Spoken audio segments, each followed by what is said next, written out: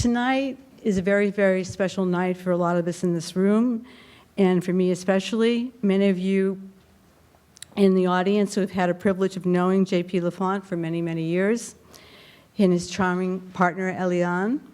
He is a consummate photojournalist who's been active in the business for over 50 years and beloved by all that know each of them. He was born in Algeria in 1935. He went to high school and college in Morocco and received his master's in photography from the School of Graphic Arts in Vevey, Switzerland, prior to serving in the French Army during the Algerian War. In 1965, he arrived in the US and began his career as a photojournalist. In 1969, he became the first foreign correspondent of Gamma Press Images. In 1970, with his wife Elaine, they opened the US office of Gamma Press Images Agency. He covered the main American events of that era: the Civil Rights Movement, the race riots, the Vietnam War, the peace movement, the gay Olympics, and the feminist movement. In 1973, they co-founded the Sygma Photo News Agency. His work expanded to the coverage of international events in Japan, Korea, Africa, India, China, the Middle East, Poland, and the USSR. During those years, deeply touched by the suffering endured by children, he made a grand reportage on child labor throughout the world. The photographs he brought back from those countries were the first global photo essay on child labor and the most eloquent and cruel testimonials. His photographs have been featured in every major publication worldwide, from Figaro to the London Sunday Times to Time and Stern magazine. He has received numerous awards, including being honored with the National French Order of Chevalier des Arts et des Lettres. In other words, a knight in the National French Order of Arts and Letters. Tonight we have the pleasure of having Jean-Pierre Laffont here to talk about his major retrospective of his work in America. He traveled to all 50 states in the 30 years that are collected here and captured the U.S. through some of the most unsettled and confused times in history. The book is called Photographer's Paradise: Turbulent America from 1960 to 1990. It's published by Glitterati. Here it is. You know, it's shining weight, although it doesn't need its own table, which is nice. After we finish the lecture and we'll have a question and answer period afterwards, we'll have a book signing in the front area of the lounge, and the books will be available to purchase at that time. We also have a fabulous moderator tonight. An extra bonus treat. Miss Michelle McNally is with us, and she became director of photography for the New York Times in 2004 and assistant managing editor in 2005. She has judged numerous contests, including Pictures of the Year, Best of Photojournalism, the Pulitzer Prize, and was chairman of the jury of the World Press Photo Contest. She's been the recipient of the Jim Gordon Excellence in Editing Award, the Angus McDougall Overall Excellence in Editing Award. In addition, New York Times photographers have won 3 Pulitzer Prizes and have been finalists twice with Michelle. She began her career at Sygma Photo News Agency in 1977. So please join me in first welcoming Michelle McNally. Thank you. Welcome. So, as you've heard, it's around 1976 or 77. I'm not quite sure when I was hired at Sygma. I was hired by Elaine, who was the director and partner of Sygma at that time. I remember I was in platform shoes, and she still hired me. I didn't even have much experience at that point. I was working selling cat pictures to posters and calendars. You have to start somewhere, right? But I think maybe I was forward-thinking when you think about what cat videos can do now. It was a very small office at that point. Dog Charlotte was very much a part of our team. I even tutored Stephanie, their daughter, in math because I was better in math than Elaine or JP, which isn't saying much because I wasn't really good either. Did you have a pass, Stephanie? My job was basically to stamp slides. That's what I did, and caption. When photographers like JP would come back, that's what we would do. And of course, I learned a lot. it was an interesting time for me. JP, I learned so much about being kind and compassionate and caring from JP, and he would internalize a lot. Like when he came back from India after the child labor story, and he saw all the toys that Stephanie had, he threw most of them out. And I was very much the recipient of his kindness. You see, I'm a slob. I'm a real mess. My desk is an awful mess all the time. So about every other week, Elaine would fire me about my desk, and JP would come down and say, she does not mean it. It's all good. It's all good. But I believe that JP taught me a number of things. One, I was at Fortune for 25 years, and I loved business photography. I loved business photojournalism, and JP used to do it exceptionally well. Like he would go to South Korea before it became well known as a mammoth, an economic mammoth, and document every aspect. And so I learned a lot about what great reportage for business photography could be. I also learned about commitment and curiosity. And whenever I hire somebody now, I always want them to be eternally curious. So thank you, JP, and welcome, Jean-Pierre Laffont. Thank you, Alison, and thank you, Michelle. Thank you very, very much. You talk a lot about my international trips, and yes, at the end of my career, I traveled all around the world many times. But here I am presenting this book that we did with my wife, Elaine. She edited all these pictures on the work done in the United States. I arrived in 1965, and it was not very glorious for me because I did not know what to do in New York, really. I was absolutely attracted by this city. It was an accident. A friend of mine said, "Come with me. I will be a radio reporter and you will be a photographer. We are going to do an agency." I jumped on but it did not work that way. But this is how I started to see New York. I hope I will start to. Yeah. Oh, sorry about it. So when I arrived in New York, it was like that. It was so glorious and beautiful, but a few days later, I realized that this is what I saw. New York was really a disaster. First of all, we had no garbage pickup, and the street looks like that everywhere. And I started to photograph like crazy all over. It's a junkyard. And I jumped quickly, 10 years later. This is the end of the construction of the World Trade Center here. We are in 75. And just like today, for the new tower, nobody wanted to rent because it has no subway, was no restaurant. The highway, the West Side Highway was still on, and only the FBI and the US Custom had a few stories rented only. So it was like a joke to be over there. It was no traffic, nothing. That was the situation in the shelter, the homeless. It was a difficult time. We had the music, we have hair in the park. And that's my first trip in Harlem. The first time I was in Harlem, I was on the truck. It was a summertime. It was a truck with an orchestra behind me. And I am just on the platform of the truck. I look down, and behind me is a jazz orchestra. It is called the Jazz Mobile. Matter of fact, it stayed many, many years. I don't think it is now, but I enjoyed very, very much being in Harlem. I did it many years like that on the truck. And 42nd Street, we could buy a souvenir for the tourists.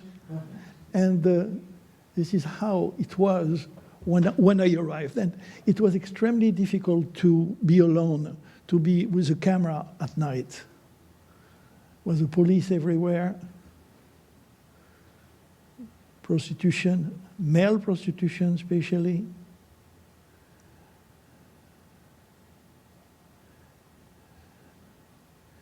And overdose, several times a day, you could see that scene.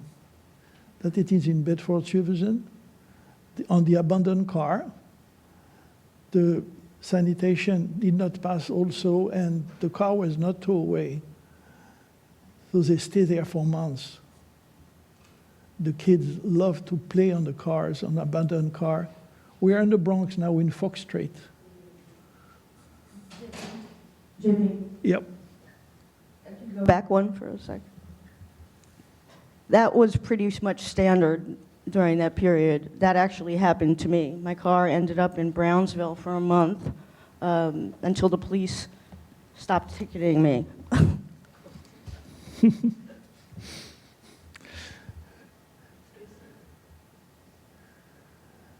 That the people threw away their garbage in their courtyard, directly from the windows up, down, and each 2 or 3 months, sanitation had a cleaning day. So I was attracted by those cleaning days. I did 2 or 3 of them in the Bronx. We are in the Bronx now here, and they clean. The kids found a lot of treasure, and it's a happy day. Playing baseball wherever it could. And here I am going to show you next 4 or 5 pictures of the gang. I stay a few days with a gang called the Savage Cull in the Bronx. And they're always playing. They pretend they are fighting, but they are not fighting here. I don't have a real fight in the picture, but they constantly fight for anything. It was a game. This is in their club. The mother. They did not hide at all their guns and their weapons. JP, that was very rare access. How did you infiltrate that? Well, one day I was with a cameraman from TV, French TV. We had my car, and I really wanted to see the gang. We wanted to approach them. And finally, we did nothing. We look at them. We'd park next to on the curb, looking at them, and they came to us. They came and said, "What do you want?" I said, "Well, we are French newsmen." Said, "Oh, yeah, are you going to write something on it?" And no, we don't write. We take pictures and movies. Okay, so come with us. That was simple, very simple. They did not wanted to have a writing press to write some so bad paper make on them all the time. So I spent 2 or 3 days with them and become quite friends. They were all speaking Spanish between them. The Italian Day in 1970 with the Colombo. Here you see on the left you have the father and the son who just came out of jail. And the father on the left was shot a year later at the same spot by a photographer. Somebody pretended to be a photographer and he shot him. And on the right you have the French connection. A very important person was arrested. It was the St. Patrick Day. Kiss me, I am Irish. You see that? I love each year I go and take some picture there. It's a lot of funny, very interesting, funny place. The protest of the Jews in Washington when Brezhnev was there for the treatment of the Jews by the Russian. Another day, I'm lucky enough to be in a protest of the Hasidic Jews in front of the consulate in New York because of the autopsy conducted in Israel. So they were against autopsy. And I like very much this picture. This was in front of the UN against a protest against the Russian from the Jews. And we are in 70 now in Times Square. This is a people for the Vietnam War. He is burning a Viet Cong flag, and a good communist is a dead one. And the contrary, the same place, same afternoon, that was the contrary, the people were against the Vietnam War in front of the Bible. That was the movie at that time. On the left, it's a demonstration pro Black Panther. On the right, it's the post office strike. And Nixon sent, maybe you remember that time, some of you, Nixon sent the National Guard to replace the post people to sort the mail. And we are in 67 now in a summer in New York, where I did what I call my first story. I was coming out of a lab of Peter Bash and Philippe Alsman. I was doing their print. I had to survive one way or another. I was working also on the club on the 50th Street with a Cassini brother. And I was just finishing my work on the lab, and two guys called me on the street. It was the street is 65 between West and Central Park West and Broadway, a very busy street today. And this is where I had these two guys who called me and said, "Are you a photographer?" I had a camera around the neck and said, "Yes, could you take a picture of us?" And I come back the next day with pictures. I spent 2 days with them in a building, and here they are, transvestites, and they were doing their job, prostitute at night, between 2 a.m. to 5 a.m. on where it is the Lincoln Center today, on 63rd Street and 67th Street, on the west side. That the two guys talked to me the first day. And I did a fashion show because they were doing their dress. And I did a fashion show on the roof. I never published this picture, and my wife found it just recently in my contact. That was never published, right? Never. Never. What? I kept it. I did not. When I went to Gamma and Sygma agency, it was. I did not feel it was a story for them. Yeah. I'm very happy to have this picture done in Tom's prison. The Tom's was under the Justice Court in New York. This prison does not exist anymore. And in 1 second, I did only one picture like that. You can see the three moods in the prison. You have the rebel, the people who are always, they are innocent, they want to go out, they are always. Then you have people praying. A lot of people pray in prison, a lot of them. And the other one are abandoned. They just don't know when they are, where they are, when they're going out. So we have this, it's like a symbol of the mood of the prisoner in this picture. People praying, a lot of people pray in prison. I told you this one was the Bible there. It's also at Tom prison. In Tom's, typical cells. And then I wanted to see the electric chair. I'm sorry, it came quickly, but the electric chair in Sing Sing, I took this picture. The electric chair was finished working to be used on 63 in New York. JP, how did you get access to the tombs? Getting into the prisons right now is just so tough. I went to Tom prison for the methadone program. I wanted to photograph the methadone program. I photographed the inmate receiving methadone for the first time. And it was a small story, did not do anything, but I kept that picture, and this picture was used a lot on the US prison. This is a very important story for me because I found the story in the New York Times, 3 or 4 lines, that in Arkansas they found a prison, the Arkansas farm prison, with 250 inmates who were killed by their trustee. So I decided to go over there in Little Rock. I arrived, and it was a press conference with Winthrop Rockefeller, who was the governor of the state at that time. And they gave me the permission to go to the prison. So I arrived there about 10 a.m., and I finished by 4 or 5. I'll tell you how I finished. And they show me that they were digging and finding corpses in those all over the prison. And that the work of the prisoners, they were picking cotton, they were trailing their bag all the day long. The condition of health was really terrible at that time. Look on the left, the tower.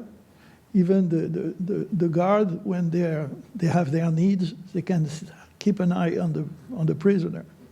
And on the right, about 4 p.m., a lot of prisoners knew that there was a French journalist there, or at least a journalist there. So they started a fight with a guardian, with a guard. It's nothing like that. It's not very important. You just have a fight.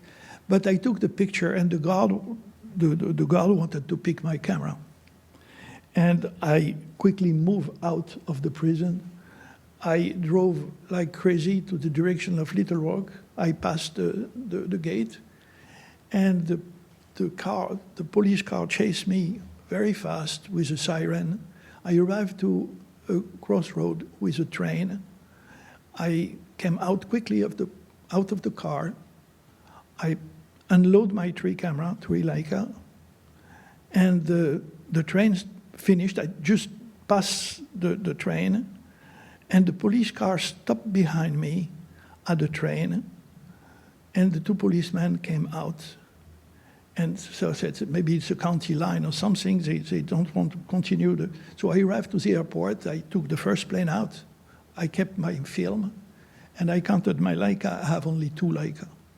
And the third one with a Super Angulon 21 millimeter was very expensive. I lost it. I left it in the top of the car, but I had the film. And this is why the police car stopped, and they pick it up. They pick my camera, really. And this reportage picked my camera. And I was in Paris Match. And not only that, but not only it was in 8 pages in Paris Match, but an old friend of mine who was in my school in Vevey in Switzerland sent me a letter and said, "Are you J.P. Laffont that I met at the Switzerland school in Vevey?" I said, "Yes." He answered me. We had back and forth. There was no telex, no telephone like that now.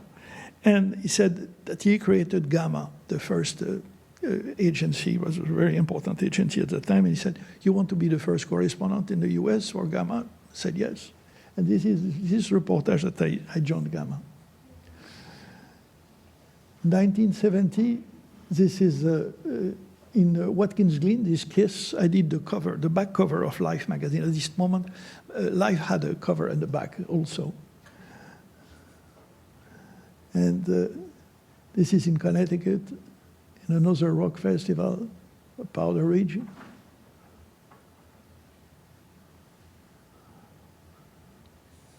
The protests were naked. Each time they were, you're going to see several naked people on my story, but it was like that. It was, and even in the street of New York, there was at night in Columbia University, they were streaking and raining naked all the time. Yeah. Look at Watkins Glen. It was 1.2 million people at the rock festival. I heard that it was out of 7 teenagers, 1 of them was at Watkins Glen, out of the east coast of the United States. It was a tremendous crowd, and it was rainy. Protesting, huh? Protesting again. This is for the photographer now. I'm talking. My agency, Corbis, lost the negative, but I was lucky enough to have the contact. So I scanned the contact. I scanned just this picture in the contact, so don't be despair. Sometimes you lose something, and you can do this. That's one of the happy story I photographed in July 16 and 69. Was those people are looking at Apollo 11 going to the sky behind me. I was on a step ladder in the middle of the water, and I photographed them, and they were all happy to see this rocket going to the moon for the first time. They have to take a revenge on the Russian because Gagarin was already passed and was the first astronaut to turn around the world, and also Sputnik. So it was really a revenge of this US crowd. It was really beautiful, shouting, go, go, go USA, you know, I can still hear it. It was really a wonderful, wonderful day. It was a wonderful night just before the departure. They were all crazy in the pool, the kids dancing. It was a very wonderful, wonderful day for America. And here they are in New York. And a ticketing parade that we never see again. We will never see that again. I was lucky enough to be close that day with Martin Luther King, and you can see the UN building in his eyes. Once again, I have the only negative. Everything was lost on that story. The only negative that I found. That is when King was killed in Memphis, and we are in Atlanta before they closed the coffin. You see, the woman, the older mother wanted their kids to remember King, and they wanted them to see King. All of them, they were in the hand to be sure the kid could see the King.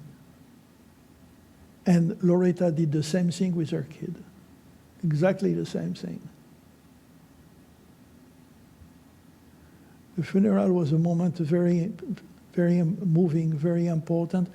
I was desesperated because the crowd was huge in Memphis. Everything was disorganized. To go from the chapel to the cemetery in Atlanta was extremely difficult. And then one guy helped me there, and his name is Cornel Capa. Cornel rented a crane, and he said, we share the crane? I said, yes. And we shared a crane with another team, a TV team from Europe. We shared the crane, and we took the picture of the buried when they put the coffin in the cemetery.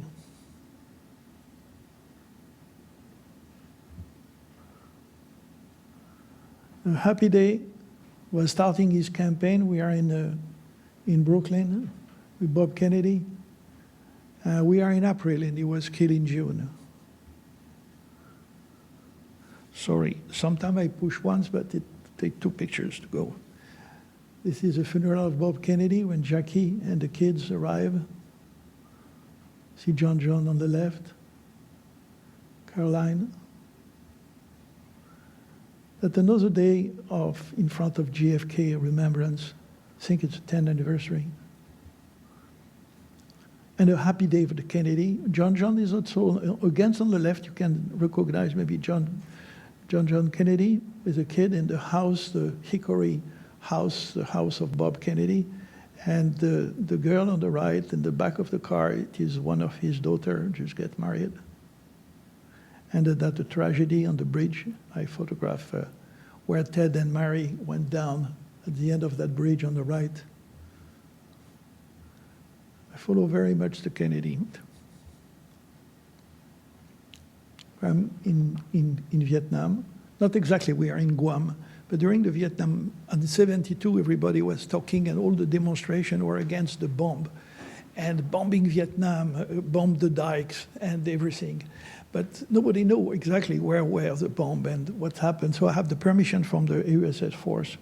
US Air Force, I spent a week with the people going to bomb Vietnam on their B-52. And you see, they were loading and all the deaths happening after that. This is Arlington Cemetery. And the young were protesting very, very, very much.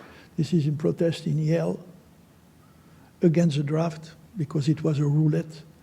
Nobody was exactly equal in front. So two brothers, one can go to Vietnam, the other one did not go.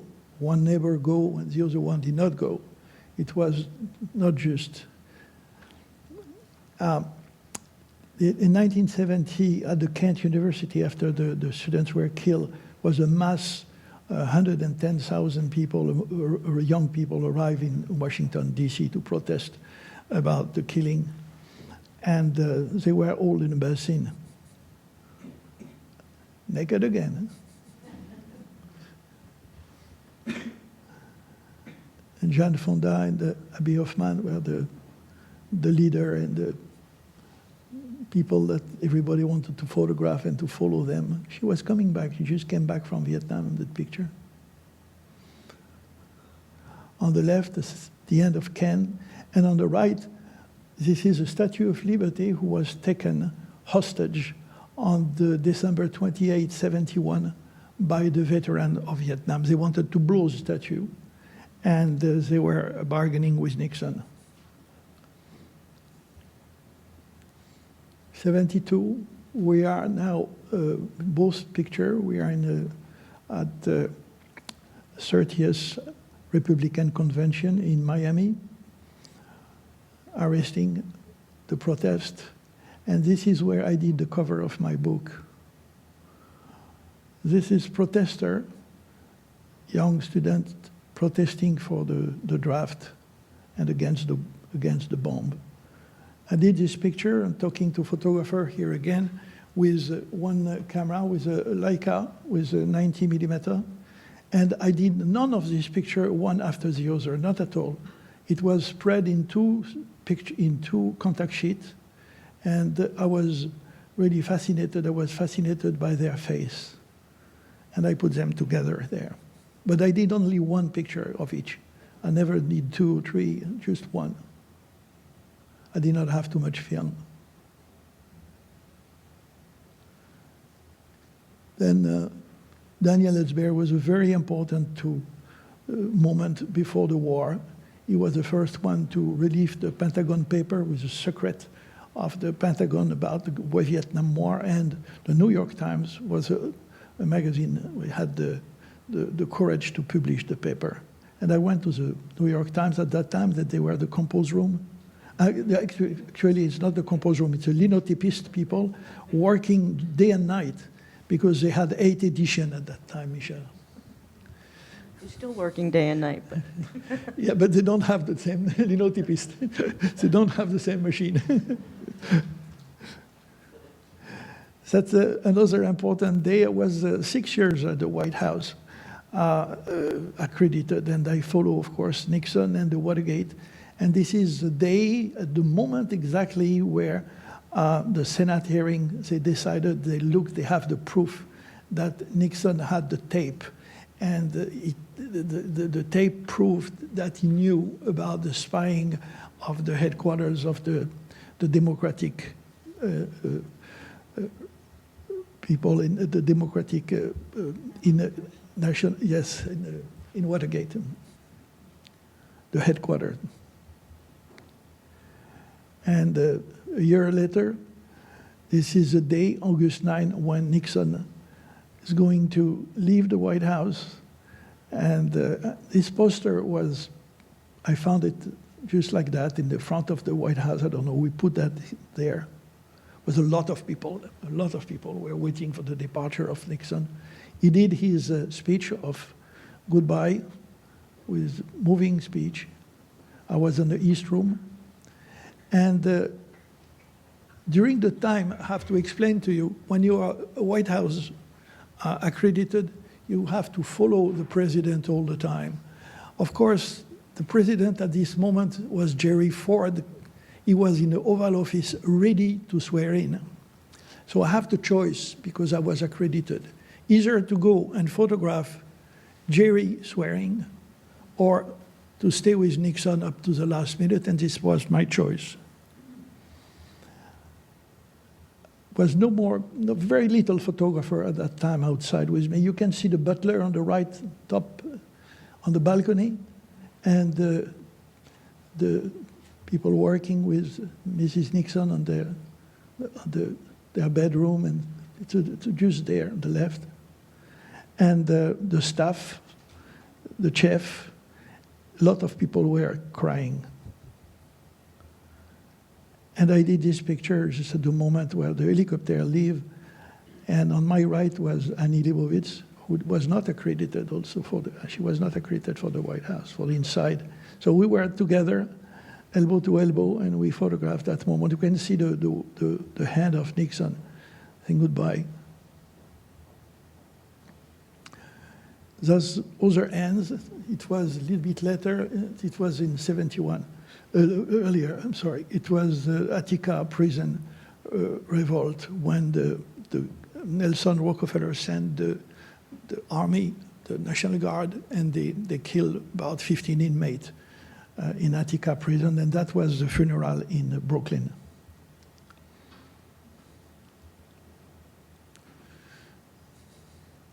I photographed her in the Madison Square Garden. It's Angela Davis. It was an important moment for the black. Muhammad Ali was really the star of that generation for the black. First, he refused to be drafted, to go in Vietnam, to be in the army. So he lost his title. He was champion at that time. He lost his title. So this moment of the match, he's going to meet Joe Frazier. And he met Joe Frazier twice. And this fight, in March 8, 71, he lost. Ali lost on the 15th round. And I was not accredited. I could not go inside of the ring. I had a picture of the pool, but I could not get inside. So what I did, and I stay outside, waiting for Sinatra, and I never saw Sinatra, never saw him. And I photographed the crowd, and we never sell the picture of that I'm going to show you now, never. And it was the idea of my wife to put them together.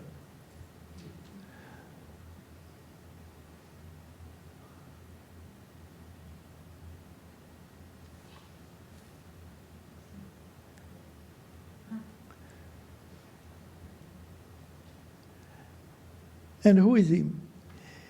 He is Frank Lucas. I don't know if among you have seen the movie called American Gangster. And his role was taken by Denzel Washington.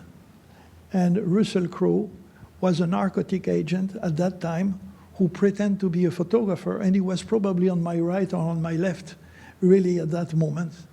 And he was looking for a cue to understand why the heroin arrived in New York, especially in Harlem and in Newark, and a lot of kids were killed because the heroin was absolutely 100% pure.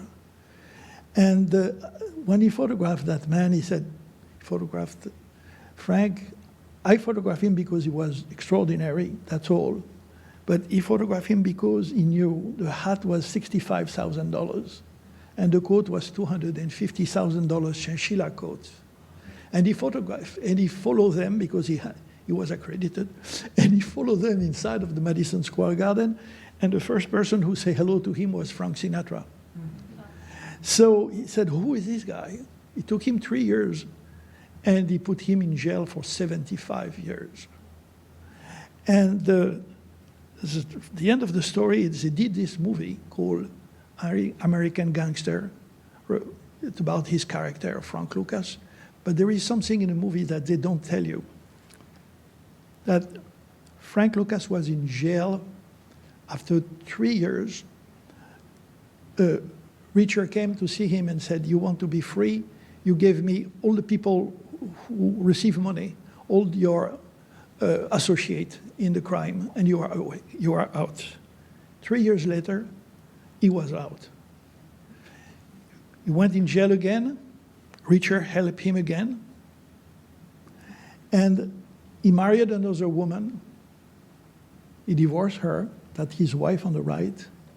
She was a Puerto Rican, a queen of beauty. And he married with this new girl, and he has a boy. And Richard became his godfather. So this is the end of the story. We were invited with my wife to the burn of the cross. Why? Because I photographed the KKK many times. At that time, I was very much in the farms in many states, and each time the KKK was were very present to demonstrate to be with the farmers. So I become friend with a guy and he said, "Well, you want to take a picture of the burning cross?" I said, "Yes, for sure." And he invited me. And we were there with Elaine. It was a party at the end. I think it's very funny. And to stay with the right, this is in Virginia, at the White National Socialist Party. They still exist. And you keep right with them. They, once a year, each year, today, they put a flower in Lincoln Memorial. And I like this picture when you see these two guys with a cigar over there. It's two worlds. Very serious. First Women Equality March. This is where I met Betty Friedan. Was a wonderful man, wonderful woman, wonderful. I did many stories with her. This woman on the right, she put her wedding ring in the garbage for liberty. I did a book for Playboy on the first contest of this bodybuilder. And at that time, they were really beautiful. They were the muscular, they were still very feminine. The woman in the army, the first moment they receive their uniform, they have to test the mask. They go to a chamber with gas, and they try the mask for serious, for good. You can see the makeup of their eyes, and the hand with long nails. The first day of the army. They arrive like that. And this is a few months later in the 82nd Division Airborne in Fort Bragg in North Carolina, jumping with her, and still feminine, hand broadway before jumping. You remember the Mac Plus? It was 82 inside of Cupertino. And that's a goodbye of the AT&T operator. "Hello, may I help you?" You remember that maybe that time we had a voice, we had somebody on the telephone to help you really. That it was the end of it. So I photographed the last day of the operator. And this is the first day of the Gay Pride in July 70. I photographed several Gay Pride, of course, but this is the first day. The contest of the longest kiss in Central Park.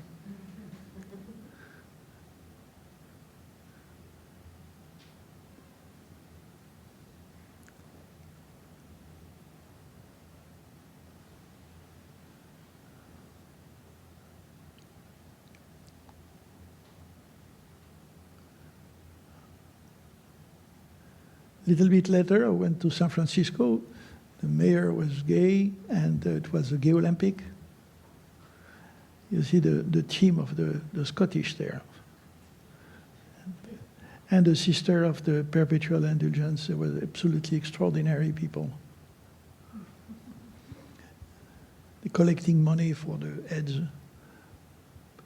That's the sister of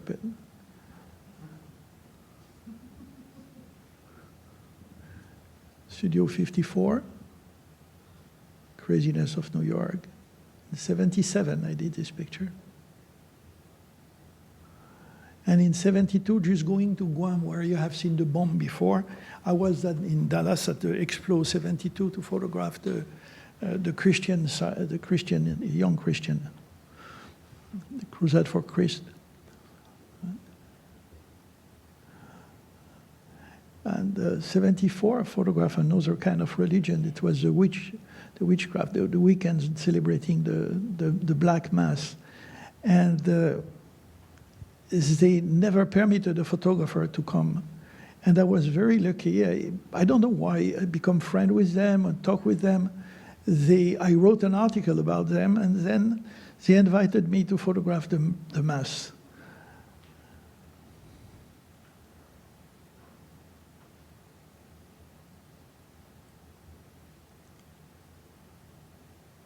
And very recently, last year, one of them wrote me, and he said, "You are the only one to have photographed. I'm doing a book, and I would like the picture." So I sent him the picture, and he just did the book, came out. The Krishna were all over in 69, 70, in all airport, in all market, in all bus station, everywhere. That's no more. The Rajneesh was very interesting. I spent a week with them in Oregon.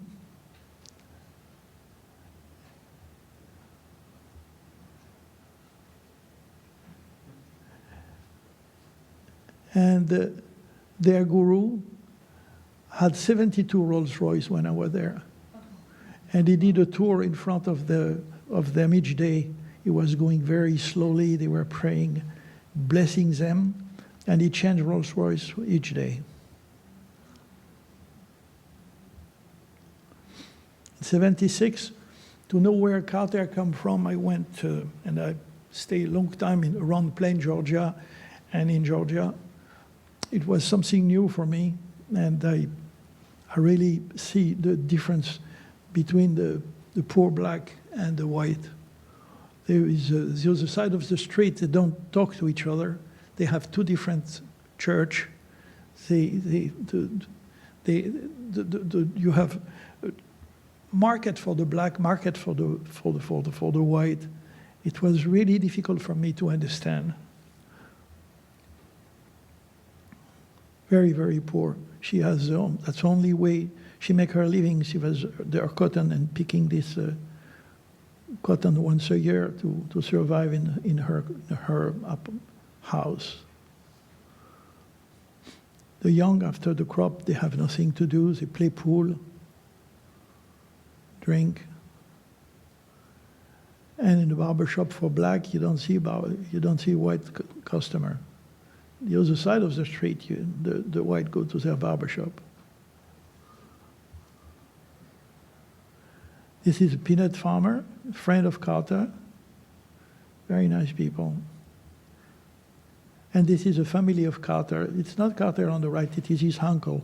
We're on Thanksgiving night, Thanksgiving dinner. From 78 to 83. From 78 to 83, I stayed a lot of time. I did a lot of work on the farmers of United States, all over. And you have people poor like that who have no gasoline for his pickup truck and use his mule. It is in Arkansas. This is the third year on the road that this farmer showed his kid. The soybean dry, they have no water, so we have no crop this year again.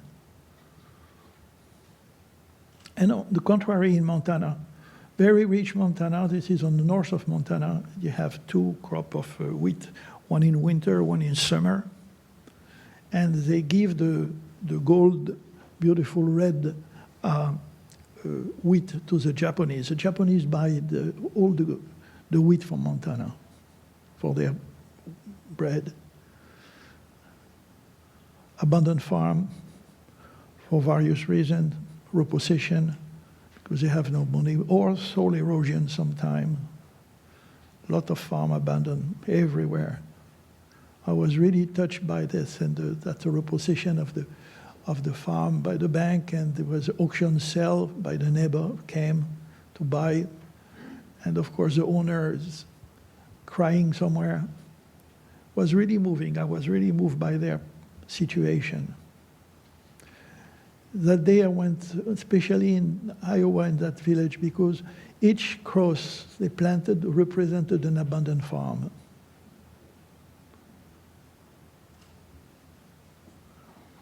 In Russell, Arkansas, it's a small little, maybe it's not even on the map. And I like this family. They were very, very nice with me. He's a log man, and on the left you see them outside, and on the right the same family, the same 6 people living inside.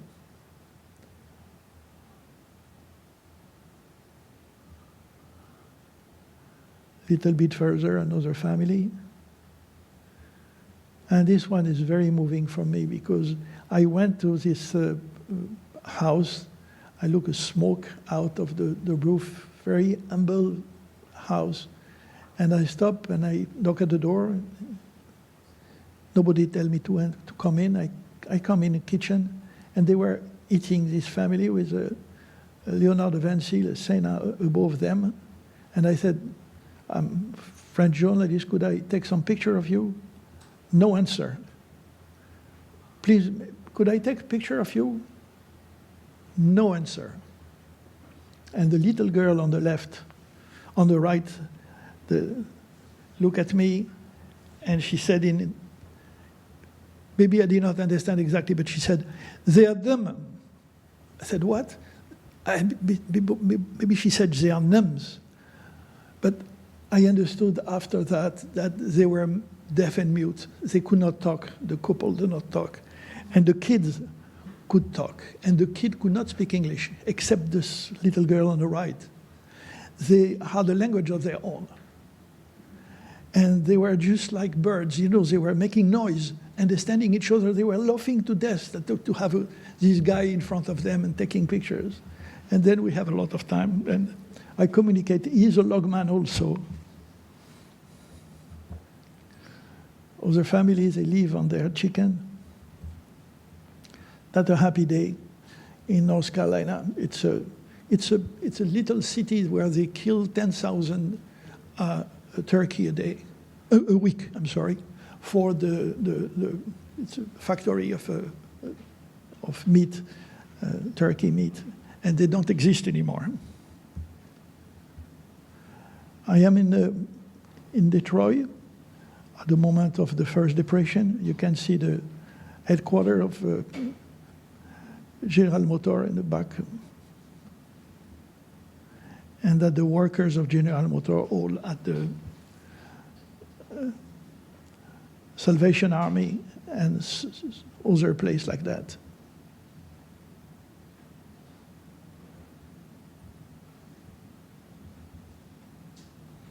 That was a street, typical street outside Detroit. They burned their house, waiting, hoping that to collect some insurance, but of course they did not. Workers in front of their factory. Very different, but this is in Texas. To be a good boy, a good girl in Texas, you have to learn how to shoot and learn how to ride a horse. So I was in that ranch a full day, and I was surprised. The kids, very small kid, were shooting with even machine gun. You can see the hand of the kid, of the little boy in the hand of the teacher. Why to teach so small hand to hold a 45? I don't understand. I'm sorry, but something question. Atlantic Monthly hired me. I don't like to work with assignment, but they did not really give me an assignment. They gave me my real freedom. They said, look, we never publish a photo in Atlantic Monthly. We always have illustration.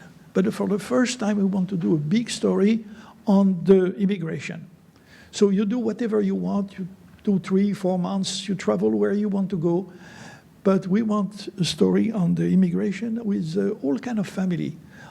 Italian in New York, Irish in Boston, the Chinese in San Francisco, do what you want with the Korean, the Haitian, and on and on. So I just show you tonight here the pictures that I did with the Mexican. Mexico is on the right.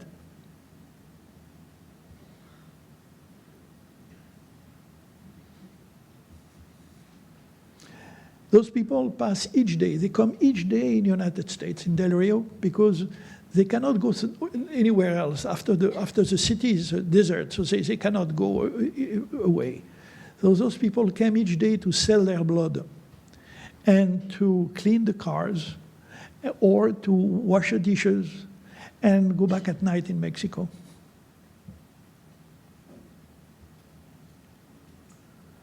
Border Patrol, very efficacious, very, very, very, very fast at night in Tijuana.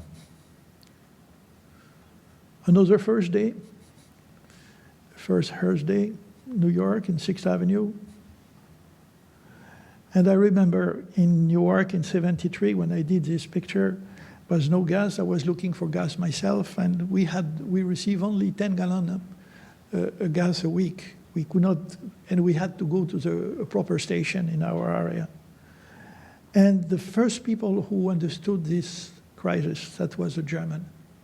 The German, not the Japanese. The Japanese came a year later with their Toyota and Honda and small cars, but the German arrived with, and everybody wanted the Beatles. That's the only way to drive with gasoline with 10 gallons a week. And look at the 72nd Street in New York. The West Side Highway is over there on top of the picture. The plow cars, the sanitation have no gasoline to remove the snow. So the cars are used to go and back to city and outside, and it's commuter at night. And you can see a lot of people, they are not moving because they have no gasoline, and a lot of Volkswagen again. We were making our dollars a lot in Washington, D.C. at the Mint. On the right, you have a man with $1.2 billion.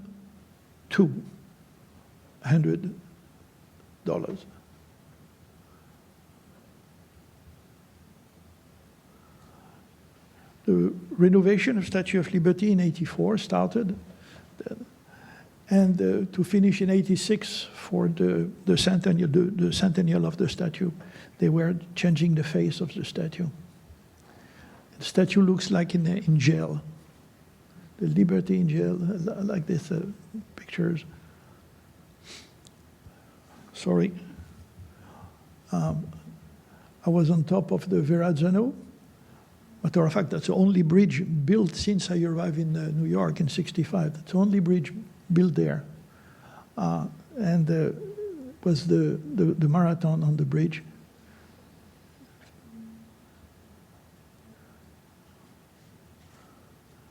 The end of the marathon.